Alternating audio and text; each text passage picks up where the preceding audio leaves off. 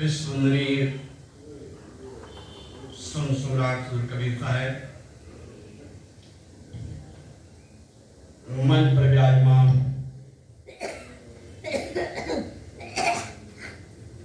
आरकनिष्ठ ज्ञान वैवृद्ध ज्ञान मूर्ति परम पूज्य संश्री तत्पर साहब जी,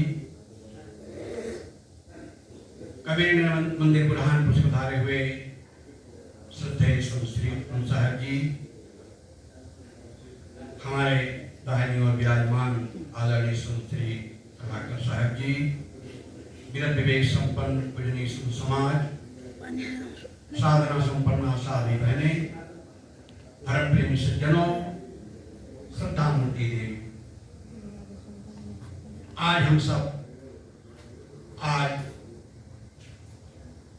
श्रद्धेय श्री साहब जी के जन्मदिन के उपलक्ष्य पर यहाँ पर उत्सव मना रहे, जन्मोत्सव, उत्सव का दिन। जीवन में असली उत्सव कब आता है? धन, पद, प्रतिष्ठा, दुनिया के समस्त ऐश्वर्य प्राप्त होने पर वो उत्सव नहीं आता है। असली उत्सव आता है जब हमारा चित्त निर्मल होता है। सच में अगर कहा जाए तो हमारा जीवन का जो लक्ष्य है वो है दुखों की आत्यांतिक निवृत्ति। कोई भी मनुष्य एक किंचित मात्र दुख नहीं चाहता, और जितना कुछ साधन किए जाते हैं सब के मूल में है दुखों की निवृत्ति। उसी को हम दूसरे शब्दों में कह सकते हैं आनंद की प्राप्ति, अत्यंत सुखों की प्राप्ति। लेकिन जब दुख निवृत्त हो गया तो सुख तो आते आप, और दुखों की निवृत्ति कब होगी?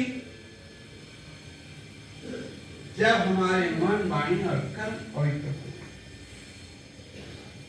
नाना प्रकार के हम कर्म कांड कर डाले, दुनिया भरे सब कुछ कर डाले, लेकिन अगर हमने जीवन को तराशा नहीं, गढ़ा नहीं, तो हमारे सब कुछ करना बेकार जाता है। और कुछ न करके केवल एक काम करें, अपने आप को तराशने का काम, अपने आप गढ़ने का काम, तो जाने हमने सब कुछ कर दिया। कबीर साहब ने भजन को परिभाषित करते हुए कहा है, बहुत थोड़े शब्दों में।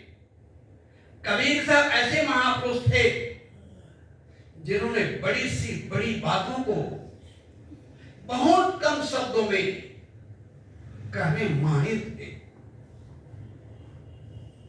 बहुत छोटे वाक्य में उन्होंने कहा, आदत कोई सुधार लो बस हो गया, बुरी आदत सुधार ली और भजन हो गया। और नहीं तो स्याही गली गई सफेदी आई, दिल सफेद अजून हुआ, रोजा बाण नमाज क्या कीजिए, हुजरे भीतर बैठूंगा, पंडित वेद पुराण कहे सब मुसलमान पुराना, कहें कबीर में गए नरक में जिन्हानु नाम लिया। साहेब का जो पूरा जोर, पूरी शक्ति किसी बात पर है तो किसी बात पर है कि हम अपने जीवन को ऐसा करें। एक शायर लिखा, खुदी को कर बुलंद इतना, खुदी को कर बुलंद इतना कि हर तहरीर के पहले खुदा बंदा से खुद पूछे, बता तेरी रजा क्या। एक प्रसंग याद है मानस का। महाराज राम, अनुज लक्ष्मण, धर्मपत्नी सीता, तीनों वन में गए। चित्रकूट में पहुंचे।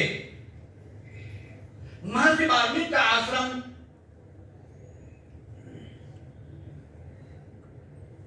ऋषि प्रवर का दर्शन कर अपने जीवन कृतार्थ किए और निवेदन किया उन्होंने कि भगवान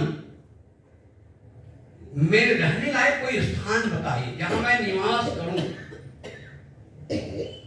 जहां मैं निवास कर सकूं, ऐसे रहने का मुझे एक स्थान बताइए। गोस्वामी बहुत सुंदर यहां पर चित्रण किया है। एक दो नहीं सज्जनों, 23 स्थान बताए। कितने? 23। जिनके श्रवण समुद्र समाना कथा तुम्हार स्वर्ग नाना भरंग निरंतर हो न पूरे, जिनके हृदय तंत और रूरे लोचल जातक, जिनके इलाके यहीं दरद जलधर अभिलाके। पूरी पंक्तियां नहीं कहूंगा मैं, एक प्रश्न में लेना चाहूंगा इसमें से एक पंक्ति। काम न क्रोध न मान न मोहा, लोभ न क्षोभ न राग न द्रोहा, जिनके कपट दम नहीं माया, तिनके हृदय वसौ लगाया। जिनके अंदर काम नहीं है, क्रोध नहीं है, काम न क्रोध अहंकार नहीं है, मोह नहीं है, काम न क्रोध न मान न मोहा, लोभ नहीं है, क्षोभ नहीं है, राग और द्रोह नहीं है। काम न क्रोध न मान न मोहा, लोभ न क्षोभ न राग न द्रोहा, और जिनके कपट दम नहीं माया, तिनके हृदय वसौ लगाया। हम सब आत्ममंथन करना चाहिए, चिंतन करना चाहिए। क्या हमने ऐसा स्थान बनाया है? अगर स्थान नहीं बनाए हैं, जीवन कस्मा कसायों से भरा हुआ है, विकारों से भरा हुआ है, भगवान आएंगे भी लौट जाएंगे। ये शायर ने कितना सुंदर गाया। कैसे आएंगे भगवान, कैसे आएंगे भगवान, तूने आंगन नहीं बुहारा, तूने मंदिर नहीं बुहारा।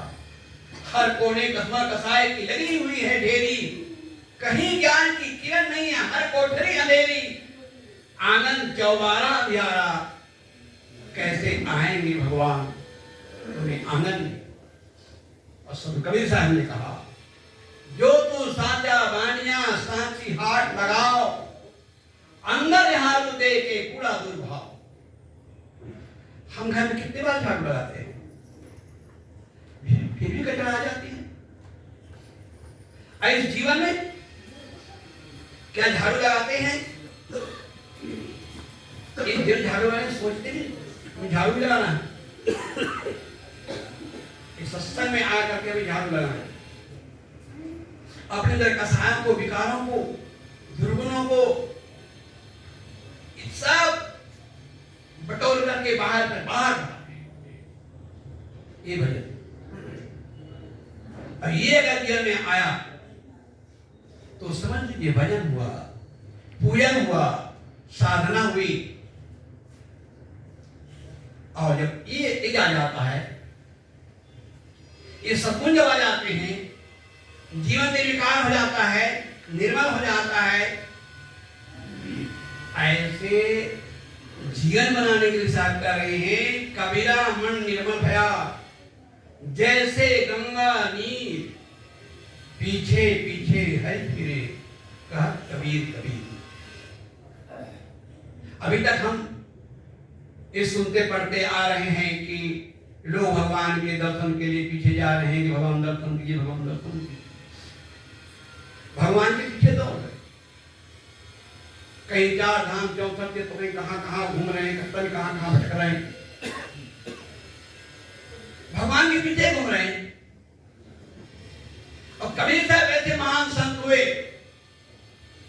जिन्होंने ये कहने का साहस किया, पीछे पीछे हरि फिरे। भगवान पीछे पीछे घूमते हैं। कबीर साहब, मैं आपकी क्या सेवा करूं? बात तो बहुत सरल लगती है, लेकिन ऊपर वाली पंक्ति, कबीरा मन निर्मल भया, कब?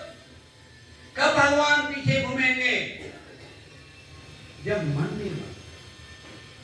रामायण तरकांड को पंक्ति याद कीजिए। महाराज राम ने पूर्वाश्रम को उपदेश देते हुए कहा, निर्मल मन जन सो मोहि पावा, मोहि कपट छल छिद्र न भावा। निर्मल, निर्मल मन अहिर विदासा और प्रसंग है ज्ञानी बाबा। निर्मल, ऐसे निर्मल मन को संत रैदास जी ने कहा था, मन चंगा तो कठौती में गंगा। बहुत बड़ी बात कही है। मन चंगा है तो कठौती में गंगा है, और मन चंगा नहीं है तो गंगा में जाकर के भी आपको कुछ नहीं मिलेगा। इस मन को चंगा करने के लिए धन बढ़े, परिवार बढ़े, पद प्रतिष्ठा बढ़े। कुछ गुरुदेव जी लिखा, धन भवन परिवार वे संवारने में। कुछ गुरुदेव जी रास्ता जी कविता है, धन भवन परिवार दे संवारने में, दिन चले जाते जगत व्यवहारने में, पर न मन के मैल को धोते कभी हैं, इसलिए सुख भोगते भी हम। दूसरों को देखने में लगता है आज बहुत सुखी है, ऐसी बंगले हैं, ऐसी कार है, कीमती भोजन है, कीमती वस्त्र है, सोना चांदी गहनों से लदे हुए हैं, तमाम बैंक बैलेंस है, लड़के बच्चे नाती पते सब कुछ है। इस सब कुछ होते हुए भी जो चित्त में जलन है, चित्त में जलन है, वो जलन कैसे मिटेगी? कि सारे लिखा, ऐ हाबो है आबो हवा कश्मीर ठंडी नहीं साहब, है आबो हवा कश्मीर ठंडी नहीं साहब, ठंडा हो कलेजा कश्मीर उसे कहते हैं। गर्मी के दिनों में जब तापमान 47-48 डिग्री पहुंच जाता है तो बड़े बड़े धनी मानी लोग, कोई जो है ना नैनीताल जाते हैं, कोई मंसूरी जाते हैं, कोई कहीं जाते हैं कि वहां ठंडक मिले। शरीर जरूर ठंडक होगा सज्जनों, शरीर में ठंडकता आएगी, लेकिन चित्त में जो जलन है, टेंशन है, तनाव है, वो नैनीताल में और मंसूरी में, कश्मीर में नहीं हो पाएगा। उसके लिए तो मांगना पड़ेगा, उसको करना पड़ेगा, तलाशना पड़ेगा। जीवन के सर्वोच्च उपलब्धि, सबसे बड़ी उपलब्धि वो है अपने आप मन की शांति। और इसी शांति के लिए हम गुरुजनों के शरण में जाते हैं। राजा महाराजाओं के प्रति, सम्राटों के पास क्या कमी थी? जो नामुखीधारी संतों के पास जा जाके उनके चरणों साष्टांग दंडवत करते, उनके पास बहुत कुछ है, लेकिन एक चीज की कमी है, वह शांति। सुकून नहीं है, चैन नहीं है जीवन में। इसी के लिए संतों के शरण में, जहां धीर गंभीर अति निश्चलता उठ मिलो कबीरा, संकट सोच बोझ क्या कलिमा बहुत अभ्यास तरीरा, जहां धीर गंभीर अति निश्चलता उठ मिलो कबीरा। जब जीवन जड़ता आ जाए, संकट आ जाए, मूर्खता आ जाए, जीवन पापाचरण से घिर जाए और कोई सहारा ना दिखे, कोई आधार ना दिखे, तब क्या करो? शायद कहते हैं जहां धीर गंभीर अति निश्चल। जो धीर गंभीर वीतराग संत है, वैराग्यवान संत गुरुजन है, उनके शरण में जाओ, वहां शांति, वहां सुकून मिलेगा। इसलिए हम गुरुजनों के पास जाएं। और कैसे जाएं? कुछ भी अहंकार लेकर जाओगे, कुछ मिलने वाला नहीं है। सब कुछ त्याग कर जाना होगा। जरा भी कुछ रखे हैं, मैं विद्वान हूं, मैं मुझसे कुल का हूं, मैं इतनी भाषाओं की आता हूं, कुछ भी अहंकार लेकर जाओगे तो वंचित रह जाओगे। संत परंपरा में साखी बहुत प्रसिद्ध है, संत मिलन को जाइए तई अभिमान जो जो पर आगे धरे कोटि जय। एक छोटी सी कहानी कहकर मैं वाणी विराम दूंगा। एक गांव में एक संत रहा, बड़े वैरागवान वितराग संत, साथ साथ अच्छे प्रवक्ता। लोग इकट्ठे हुए, महात्मा जी पर प्रवचन शुरू किया।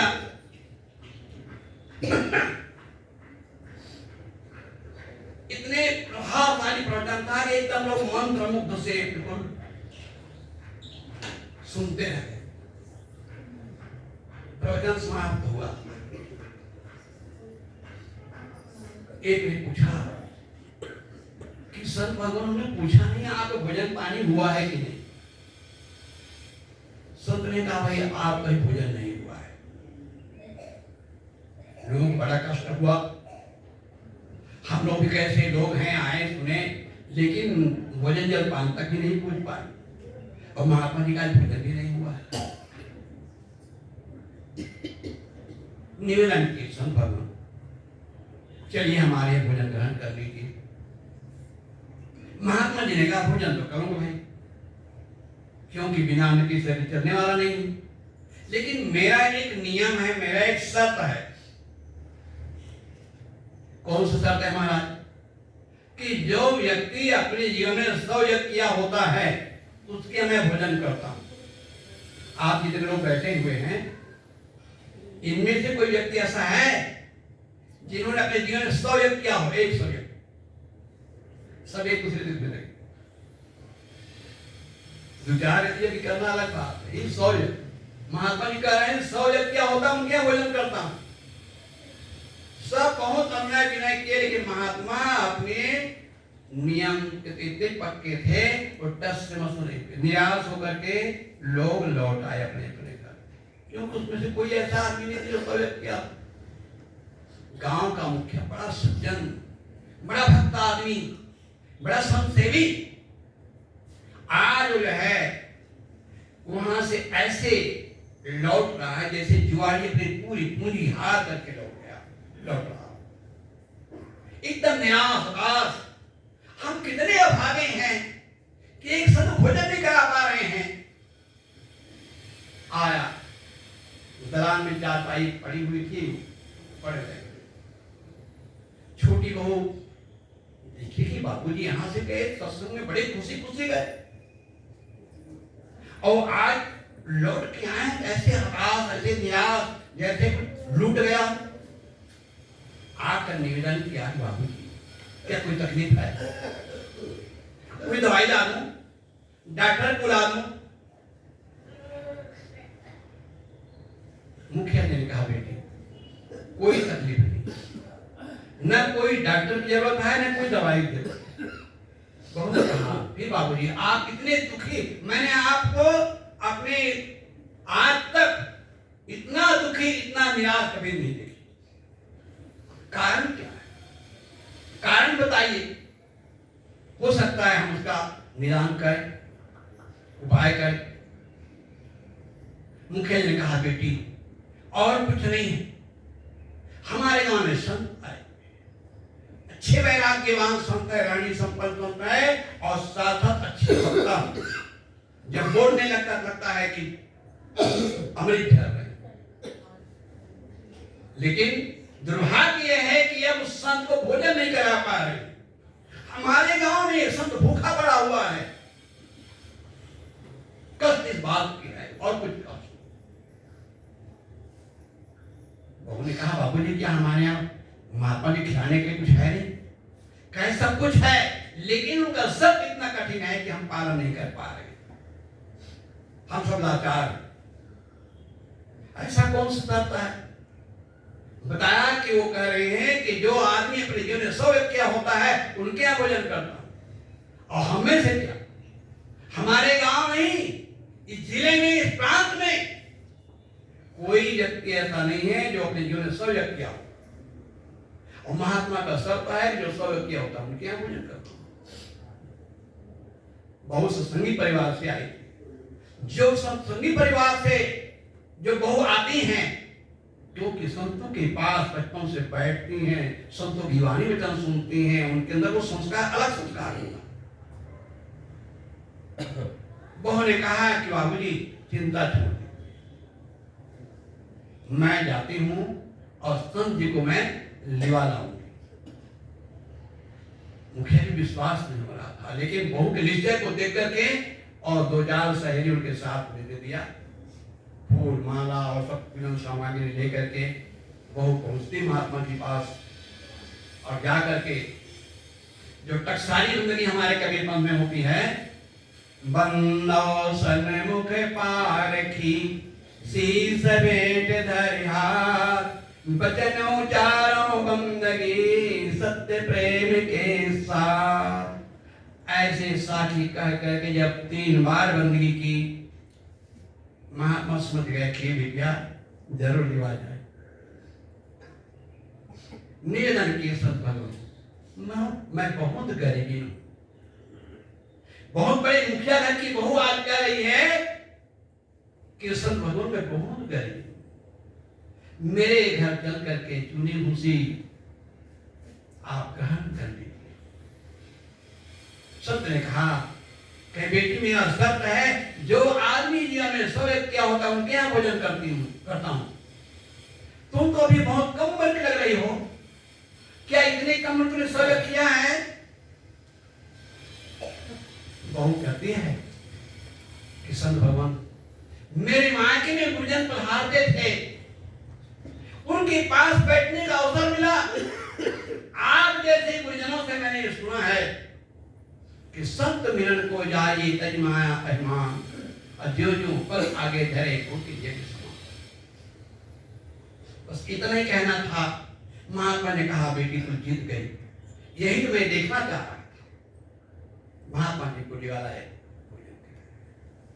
साधु भूखा भाव का, धन का भूखा ना है, और धन का भूखा जो फिरे सो तो साधु। तो इसलिए हम संतों के पास जाएं। शास्त्र ने कहा अब हम संतों के ठीक जाएंगे, अब हम संतों के पास जाएंगे। कैसे जाएंगे? गरीब बन करके, दीन बन करके, याचक बन करके आओ उनके चरणों में आप डाल देंगे। यही तो उपाय है। तरने को आधीनता, डूबन को अभिमान। मैं कह रहा था जीवन का हमारा सर्वोच्च उपलब्धि, सबसे बड़ा लक्ष्य है वो है शांति की प्राप्ति, और वो मिलती है जीवन को त्यागने से, जीवन करने से।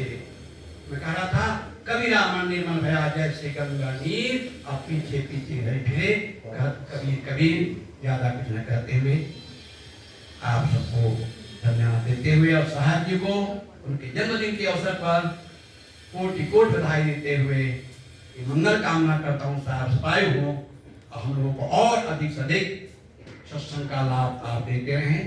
इन्हीं कामनाओं के साथ साहब जी को नमन करते हुए मैं अपनी वाणी को विराम देता हूँ। बोले सदगुरुदेव की जय।